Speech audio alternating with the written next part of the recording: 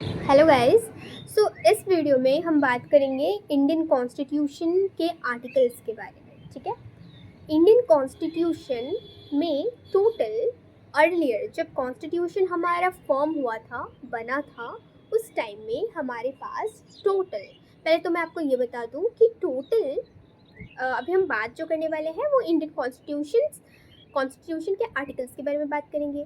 और सबसे पहले हम ये जानेंगे कि इंडियन कॉन्स्टिट्यूशन में प्रायरली यानी कि अर्लियर है ना, जब हमारा इंडियन कॉन्स्टिट्यूशन 26 जनवरी 1950 को इनैक्ट कर दिया गया कंट्री में, और तब से हम रिपब्लिक डे सेलिब्रेट करते हैं उस दिन को, राइट। तो जब बना था उस टाइम में टोटल इसमें कितने पार्ट थे, कितने आर्टिकल था और इसमें कितने स्केड्यूल था। पहले तो आप ये जानो कि जो हमारा इंडियन कॉन्स्टिट्यूशन है वो पार्ट्स, आर्टिकल्स और स्केड्यूल में डिवाइड है। ठीक है। तो जब इनैक्ट हुआ था उस टाइम में टोटल 395 आर्टिकल्स थे। ठीक है।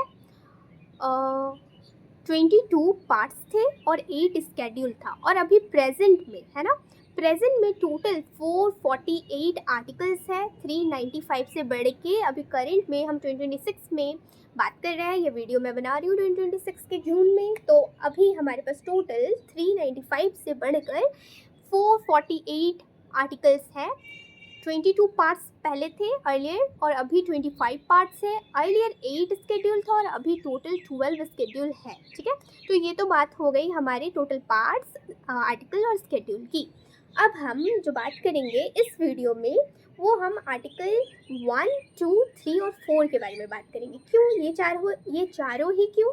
ये चारों इसलिए क्योंकि हमारा इंडियन कॉन्स्टिट्यूशन, जैसे कि मैंने आपको बताया कि वो पार्ट्स, आर्टिकल और स्केड्यूल में डिवाइडेड है। तो हर पार्ट्स के अंदर कुछ सर्टेन आर्टिकल्स आते हैं। जैसे पार्ट 1 के अंदर टोटल 4 आर्टिकल आते हैं। ठीक है। उसी तरह पार्ट 2 की जब हम बात करेंगे, part 2 deals with citizenship, part 1 deals with union and its territory. तो पार्ट 1 की जब हम यहाँ बात करेंगे तब हम देखेंगे कि पार्ट 1 में यूनियन एंड इट्स टेरिटरी के अंदर टोटल 4 आर्टिकल्स आते हैं। जब हम पार्ट 2 की बात करेंगे तब हम उसमें जानेंगे कि पार्ट 2 यानी कि सिटीजनशिप, पार्ट 2 सिटीजनशिप से डील करता है, जिसके अंदर total article 5, article 6, article 7, article 8, article 9 और आर्टिकल 10 और आर्टिकल 11 आता है। यानी कि पार्ट 2 आर्टिकल 5 से लेकर 11 तक डील करता है। जब हम पार्ट 3 की बात करेंगे तो पार्ट 3 फंडामेंटल राइट्स की बात करता है, जो कि आर्टिकल 11 तक तो हमने देख लिया सिटीजनशिप। आर्टिकल 12 से लेकर 35 तक आर्टिकल 3 डील करता है, जो कि फंडामेंटल राइट को एक्सप्लेन करता है, right. And so on and so for, इसी तरह से आगे चलता रहेगा। और टोटल जितनी हमने बात करी अभी तक 448 आर्टिकल्स, इस तरह से हम सारे आर्टिकल्स को जस्ट पार्ट वाइज समझते हैं। और इसके अलावा जो हम स्केड्यूल की बात करें, हमने करा, उस स्केड्यूल को भी हम अभी जस्ट हमारे आर्टिकल्स के थ्रू समझेंगे। ठीक है। तो इस तरह से जस्ट हमारा आर्टिकल्स होता है। और आज सिर्फ मैं आर्टिकल 1, 2, 3 और 4 यानी कि पार्ट 1 को, यानी कि आज सिर्फ हम पार्ट 1 को कवर करेंगे। तो part 1 deals with union and its territory. ठीक है। यूनियन एंड इट्स टेरिटरी से क्या मतलब है? यूनियन एंड इट्स टेरिटरी से मतलब है, जैसे कि हम स्टार्ट करते हैं आर्टिकल 1 से और धीरे धीरे आपको समझ में आता जाएगा कि ये आर्टिकल क्या सिग्निफाई करता है, क्या डील किसके साथ डील करता है। ठीक है। तो एज पर article 1 of the Indian constitution it state that India, that is Bharat, shall be a union of states and no state shall cede away from its union. Okay? तो आर्टिकल 1 कहता है कि दो चीज़ें ये बताता है, इंडिया का दो नाम बताता है। कौन कौन सा? पहला तो इंडिया और दूसरा भारत। ठीक है। तो इंडियन गवर्नमेंट को आप भारतीय गवर्नमेंट बोलो या इंडियन गवर्नमेंट बोलो, दोनों ही ऑफिशियली बाय द कॉन्स्टिट्यूशन सही है। ठीक है। तो इंडिया के दो नाम है, पहला भारत और दूसरा इंडिया, ये दोनों ही हमारे आर्टिकल नंबर 1 में मेंशन है। ठीक है। India that is Bharat, shall be a union of state. अब यूनियन ऑफ स्टेट बोलने का क्या मतलब है? यूनियन ऑफ स्टेट बोलने का मतलब है कि इंडिया जो है वो इनडिस्ट्रक्टिबल है, इंडियन स्टेट इनडिस्ट्रक्टिबल है, किसी भी स्टेट को जबरदस्ती हम अलग नहीं कर सकते हैं। इसीलिए इंडियन कॉन्स्टिट्यूशन में यूनियन शब्द, आर्टिकल 1 में यूनियन शब्द का यूज़ हुआ है, फेडरल का नहीं। जैसे America is a federal country, why? क्योंकि वहाँ पर 50 स्टेट्स आकर मिलकर उन्होंने एग्रीमेंट करा है और तब जाके कंट्री का फॉर्मेशन करा है। 50 स्टेट कंबाइंडली आए हैं, उन्होंने एग्रीमेंट करा है एंड उन्होंने फिर एक कंट्री का फॉर्मेशन करा, तो that is called federal, right. वो चाहे तो ये एग्रीमेंट तोड़ सकते हैं, कोई भी स्टेट अगर चाहे तो ये एग्रीमेंट तोड़कर वो जस्ट खुद को आउट कर सकते हैं इस एग्रीमेंट से, कंट्री के फॉर्मेशन से। लेकिन इंडिया में ऐसा नहीं होगा। सो union state that Indian state is indestructible. It is said by Dr. V.R. Ambedkar, who is the father of the Constitution, as we know, right? So Dr. V.R. Ambedkar कहते हैं कि Indian constitution जो है वो indestructible है, sorry जो हमारे state है वो indestructible है। दैट इज़ वाई हमारे इंडियन कॉन्स्टिट्यूशन में फेडरल वर्ड यूज़ ना करके हमने यूनियन वर्ड को यूज़ करा है। वाई? बिकॉज ऑफ दिस कि किसी भी स्टेट को अलग नहीं किया जा सकता, ठीक है। और हम जानते ही हैं कि सरदार वल्लभ भाई पटेल ने जब हमारा कंट्री जब ब्रिटिश गवर्नमेंट के थ्रू डिवाइड कर दिया गया, सेपरेट हो गया इंडिया एंड पाकिस्तान में, राइट, उस टाइम में हमने देखा कि कितनी मिलियंस ऑफ लोग लोगों ने माइग्रेन किया था, है ना, माइग्रेशन हुआ था इंडिया टू पाक एंड पाक टू इंडिया। उस टाइम में हमने देखा कि जस्ट स्टेट्स की सामने तीन शर्तें रखी गई थी कि एक तो आप भारत का हिस्सा बन जाओ, या एक तो पाक का हिस्सा बन जाओ, पाक मीन्स पाकिस्तान में बोल रही हूँ, ठीक है, और तीसरा कि चाहो तो आप इंडिपेंडेंट रहो। तो उसी टाइम में बहुत सारे स्टेट्स जो इंडिया के पार्ट्स बने, कुछ पाकिस्तान जाना चाहते थे एंड कुछ ने खुद को इंडिपेंडेंट कर लिया एज अ फ्री स्टेट। तो उस टाइम में डॉक्टर ने, सरदार वल्लभ भाई पटेल ने बहुत सारे मैं एग्जैक्ट फैक्ट नंबर भूल रही हूँ, बट 550 प्लस उन्होंने स्टेट को कन्विंस किया था भारत का पार्ट बनने के लिए, right. So that is why India is called the union of state. तो कोई भी स्टेट अपनी मन चाहे से अलग नहीं हो सकता, that is why it is called the union of state. And union of state की जब हम बात करते हैं तो इसमें जो टेरिटरी वर्ड है, वो टेरिटरी क्या बताता है? टेरिटरी बताता है कि इंडिया के जितने भी सारे स्टेट हैं उनकी टेरिटरी, ठीक है। साथ ही जो यूनियन टेरिटरी हैं, जैसे कि पुडुचेरी हो गया, अंडमान निकोबार हो गया, दादर नागर हवेली हो गया, राइट, तो ये सारे इंडियन कॉन्स्टिट्यूशन मतलब इंडिया के ही टेरिटरी के अंदर आएगा। साथ ही कोई नया स्टेट या एरिया हम एक्वायर कर रहे हैं तो वो भी इंडियन टेरिटरी को ही सिंबलाइज करेगा, ठीक है।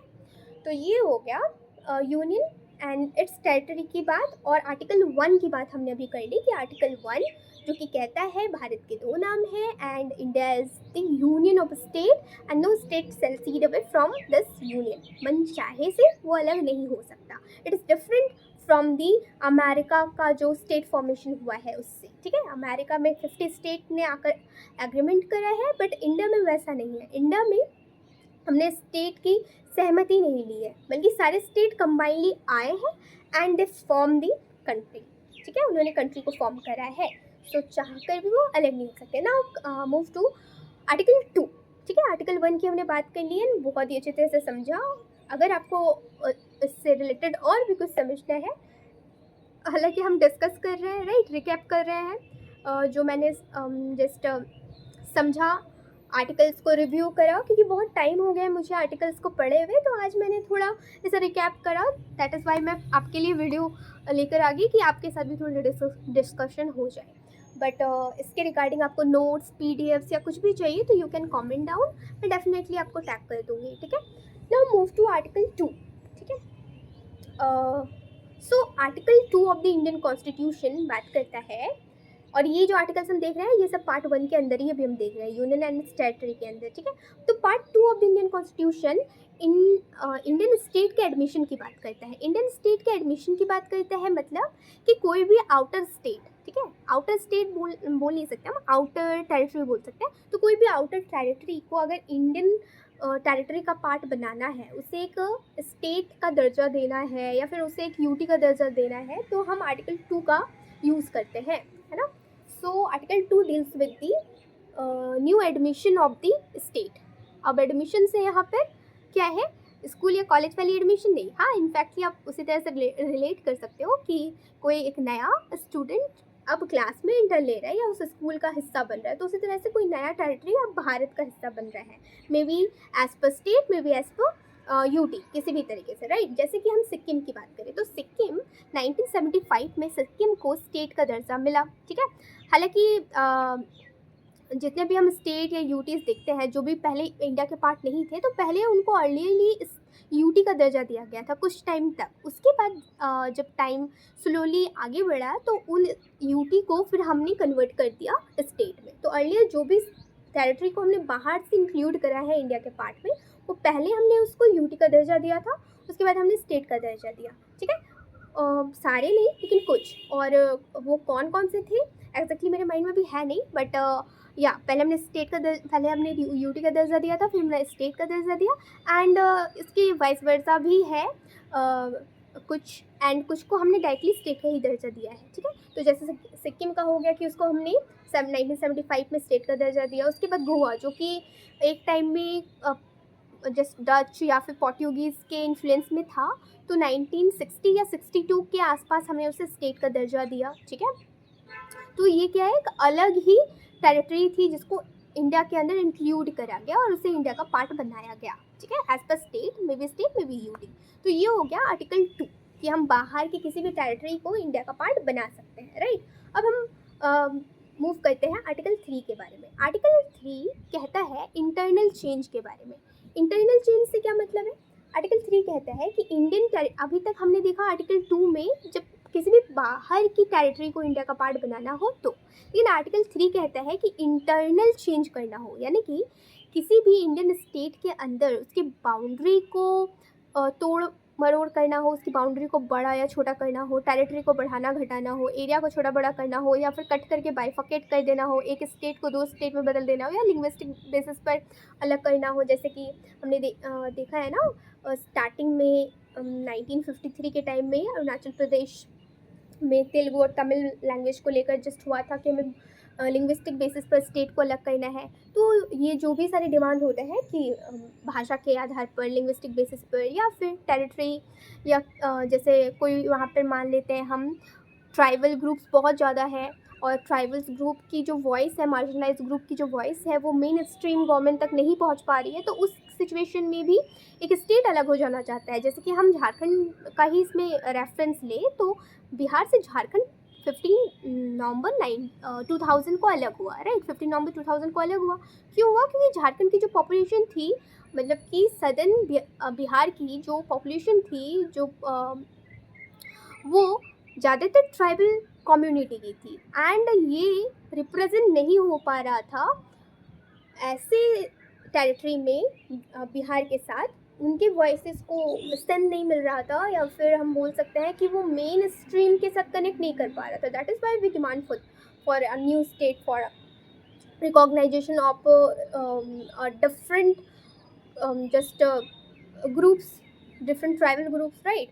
So तो जो भी चीज़ें हमें एक कंट्री के अंदर इंटरनल चेंज करना हो, ठीक है, उसकी बाउंड्री में करना हो, स्टेट को कट करना हो, या एरिया में करना हो, तो वो सारे चेंजेस हम करते हैं आर्टिकल 3 के तहत। एंड आर्टिकल 3 पार्लियामेंट को एम्पावर करता है। तो ये सारी चेंज करेगा कौन?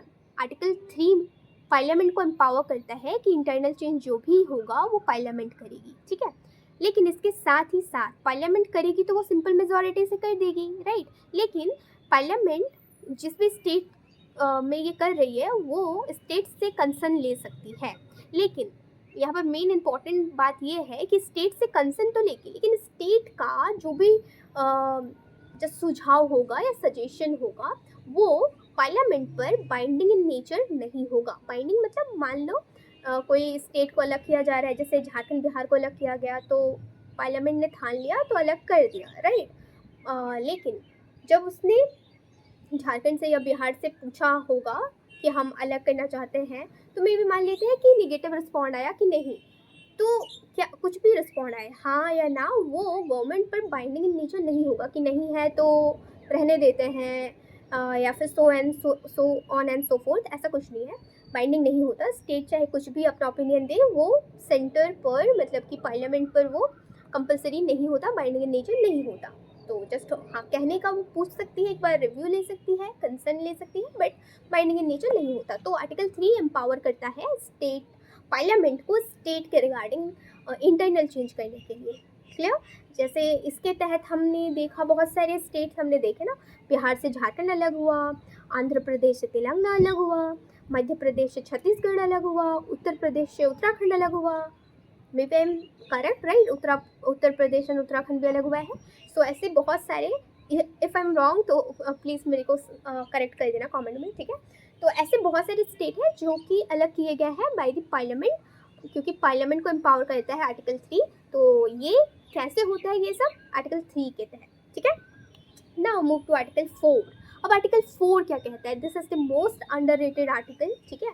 क्योंकि अक्सर हमको लगता है ना कि आर्टिकल 2 और आर्टिकल 3 में जो भी ये चेंजेस हुए वो सब मे बी कॉन्स्टिट्यूशनल चेंजेस है, यानी कि constitutional change article 368 deals with amendment.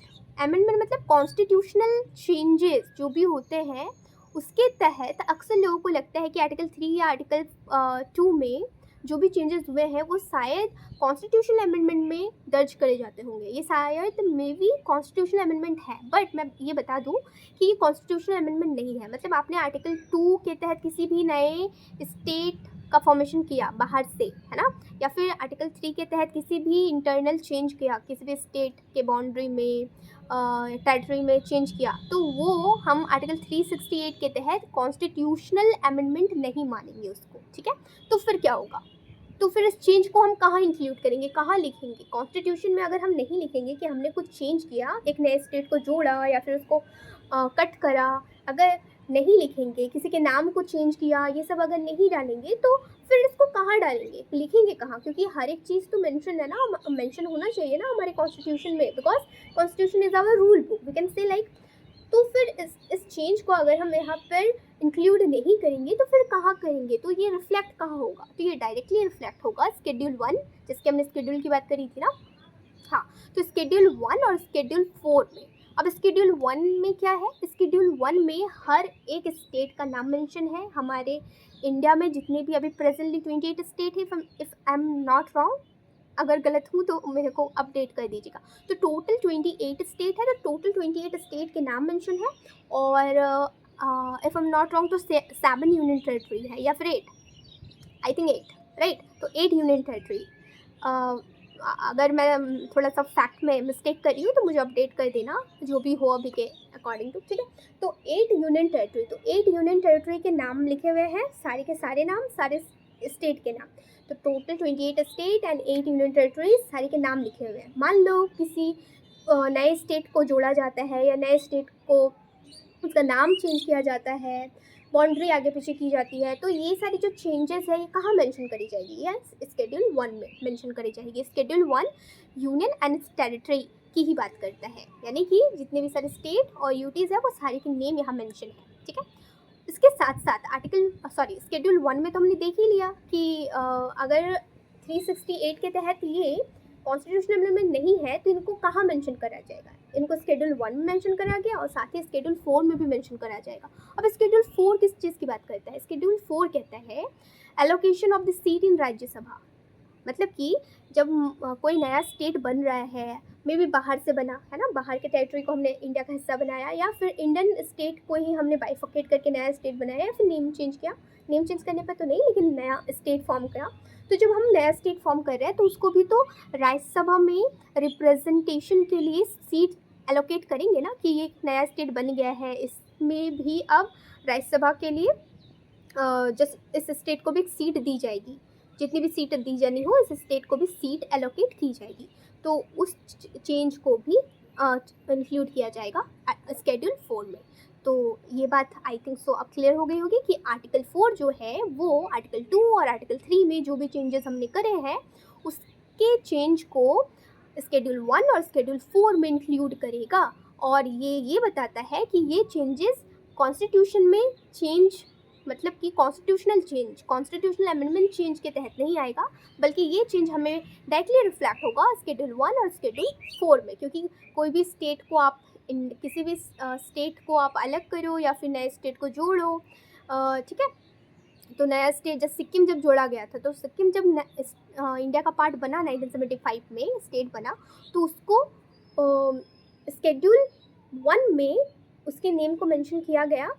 तो ये हमें डायरेक्टली दिखाता है कि जो भी आर्टिकल 4 के तहत किए जाएंगे, आर्टिकल 2 और आर्टिकल 3 के तहत चेंजेस किए जाएंगे, उन चेंजेस को स्केड्यूल 1 में जोड़ा जाएगा और स्केड्यूल 4 में भी जोड़ा जाएगा। 4 में इसलिए क्योंकि हमें राज्यसभा की सीट फिर से नए सिरे से, या फिर नए सिरे से नहीं तो उस स्टेट के लिए कुछ हमें एलोकेट करना पड़ेगा, क्योंकि वो भी तो रिप्रेजेंट करेगा ना पार्लियामेंट में।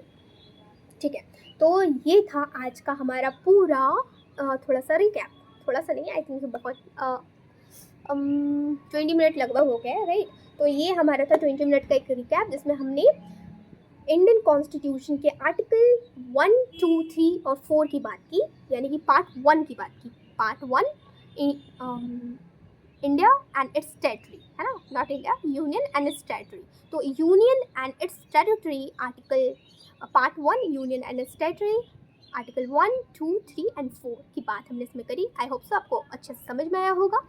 कोई डाउट, कोई कुछ भी आपको कॉम्प्लीमेंट करना है, और ऑब्वियसली आप मेरे को फीडबैक भी दे सकते हो, और कोई भी नोट्स या फिर पीडीएफ चाहिए तो यू कैन कमेंट डाउन। ठीक है, बाय बाय, थैंक यू।